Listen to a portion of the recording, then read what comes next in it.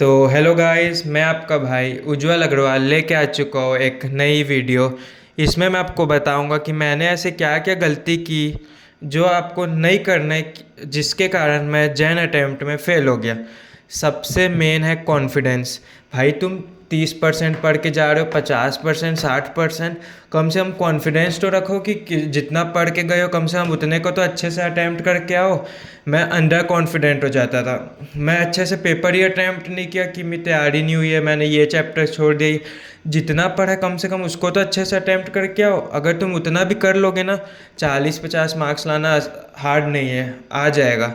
और फिर दूसरी बात, पेपर कंप्लीट करने का ट्राई करना है। मैंने 30 मार्क्स का अकाउंट्स में पेपर कंप्लीटली ब्लैंक छोड़ दिया और मैं 6 मार्क्स के कारण फेल हुआ। अगर वही मैंने कुछ भी थोड़ा बहुत लिख के आता ना तो स्टेप मार्क मिल के भी 40 हो जाता। आपको पेपर छोड़ के आना ही नहीं है। आप कुछ ना कुछ ट्राई करने की आप टाइम मैनेज करो और पेपर कंप्लीट करना ही है पूरा, अकाउंट्स का और लॉ वो सबका तो बाद में बात करता हूँ, अकाउंट्स का भी। और आपको मॉड्यूल पे फोकस करना है। आप इधर उधर के क्वेश्चन, मैंने एक बार बस मॉड्यूल देखा था, बाकी मैं इधर उधर के क्वेश्चन देख रहा हूँ। वही अगर मैं मॉड्यूल को बार बार करता तो मेरे को एडजस्टमेंट वो सब सारी याद होती, मैं बना देता। आपको अभी टाइम भी कम है, आप अगर मॉड्यूल को ही अच्छे से कर लोगे ना, 60-70 मार्क्स तो आसानी से आ जाएंगे। और पूरा लिख लिख के सॉल्व करके ज़रूरत नहीं है। आप जैसे जो जो हार्ड क्वेश्चन है उसको सॉल्व कर लियो, बाकी को ऐसे एडजस्टमेंट पढ़े इसका क्या होगा, और ऐसे टैली अप्रोच से देख लिए कि इसका एडजस्टमेंट यहाँ पुट होगा, इसका यहाँ इफेक्ट आएगा। ऐसे करके भी आप कर लोगे ना, टाइम भी बचेगा और ज़्यादा क्वेश्चन सॉल्व करके आ पाओगे। और बात रही, जैसे मैंने लास्ट टाइम में क्या किया, तीन पार्टनरशिप से चालू किया और इतना ज़्यादा टाइम मैंने पार्टनरशिप को ही दे दिया ना, फिर मैं आखिरी में कंपनी से अकाउंट कर ही नहीं पाया। तो आपको एक ही चैप्टर को ज़्यादा टाइम नहीं देना है। आपको जितना हो पा रहा है ना, एक चैप्टर हो गया, आगे बढ़ते जाओ। सब चैप्टर में अच्छे से थोड़ा थोड़ा भी सब चैप्टर कर लोगे ना, पास होना आसान हो जाएगा। अगर आप बोलोगे कि एक चैप्टर को एकदम अच्छा करेंगे, कोई चैप्टर छोड़ देंगे, उससे बढ़िया सब चैप्टर को थोड़ा थोड़ा तो टच करो, सब चैप्टर अच्छे से ठीक ठीक करके ही जाओ। फिर बात रही लॉ की लोग क्या करते, सोचते वन शॉट बस देखेंगे ना तो काम हो जाएगा। वन शॉट देखने से कुछ नहीं होगा, आपको रटना है, मतलब रटना है। तो आप लॉ को पहले याद कर लो अच्छे से।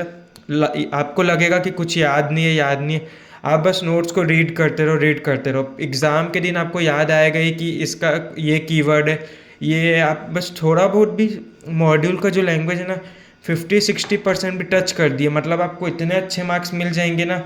और बात है, देखो IRF, LLP, नेगोशिएबल, पार्टनरशिप, इसमें डायरेक्ट क्वेश्चन ही आते हैं, तो आप इसको आसानी से बना सकते हो। ये चारों चैप्टर तो ऐसा है कि आपको कुछ भी हो जाए, ये चारों चैप्टर में आप गलती कर ही नहीं सकते हो। और बात रही मैथ्स की, मैथ्स में क्या होता है, हमको पूरे फॉर्मूले ही याद नहीं रहते। इतने सारे क्वेश्चन मैंने देखा कि बस फॉर्मूले पते हो ना तो फार्मूला में पुट पुट कर दिए कि क्या बोलते, और बस वैल्यू पुट करना है, फार्मूला में आंसर निकल जाएगा। तो अपने को मैथ्स में सब फार्मूला पता पता होना चाहिए।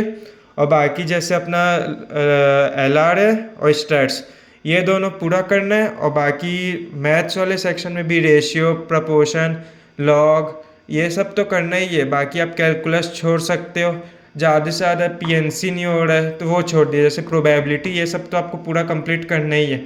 इंडेक्स नंबर, ये सब इजी इजी चैप्टर है।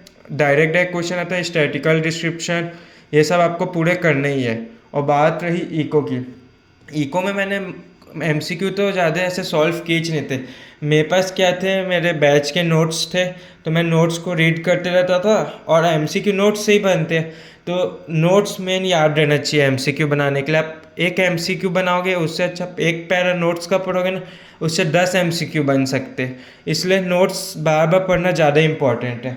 और बाकी आप वन शॉट देख सकते हो, उसमें भी बहुत हेल्प मिलता है। जैसे कि अगर मेरे को कॉन्सेप्ट समझ नहीं आ रहा है तो मैं वन शॉट देख लिया कि एक्सप्लेनेशन मेरे को समझ आ जाए। MCQ सॉल्व करने से अच्छा आप या तो नोट्स रीड करें या वन शॉट देखें, बस MCQ सॉल्व करने से काम नहीं चलेगा।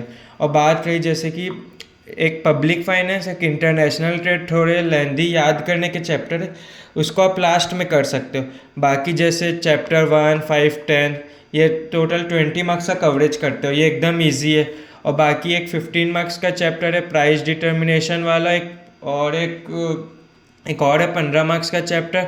उन दोनों का आप कर सकते हो, 30 मार्क्स आसानी से आ जाएंगे।